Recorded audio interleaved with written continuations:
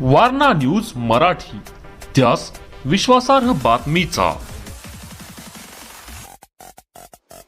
आम्ही कोल्हापूर जिल्ह्यातील सर्व वयोगट 9 ते 26 म्हणजे लग्न होईतोपर्यंतच्या मुलींना जर सर्वायरल कॅन्सर HPV लस दिली तर गर्भाशयाचा कॅन्सर होत नाही, हे जागतिक आरोग्य संघटनेनं सिद्ध केलेलं आहे। ही एकच लस डोस जर दिला तर महिलांच्यामध्ये ही प्रतिकारशक्ती येते आणि त्यांना गर्भाशयाचा कॅन्सर होत नाही।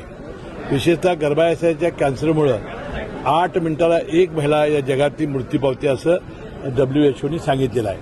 आता दुसरा जो ब्रेस्टचा कॅन्सर आहे स्तनाचा, त्याबद्दल लस ही अंतिम टप्प्यात आहे।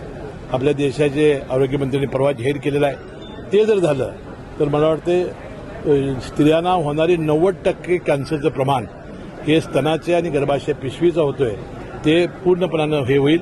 ह्या महिलांना, या माझ्या मुलींना, माझ्या बहिणींना हे कवचकुंड देण्याचा प्रयत्न आम्ही या निमित्ताने केलेला आहे आणि वाटते येत्या 3-4 महिन्यामध्ये जिल्ह्यातल्या 2.5 लाख मुलींना शाळाबाह्य जवळजवळ 25-30 हजार मुलींना आपलं लस देण्याचं ध्येय आहे। मला वाटतं यामध्ये सर्व अधिकारी, सर्व डॉक्टर्स यांनी भाग घेतलेला आहे। दानशूर व्यक्ती, ज्यांचा CSR जे आहे ते दानशूर व्यक्ती, या सगळ्यांनी सहकार्य करावं। विशेषतः जिल्हा मध्यवर्ती बँकेच्या नफ्यातून, गोकुळच्या नफ्यातून सुद्धा त्यांनी आम्हाला सहकार्य करावं असेही विनंती मी त्यांना करणार आहे।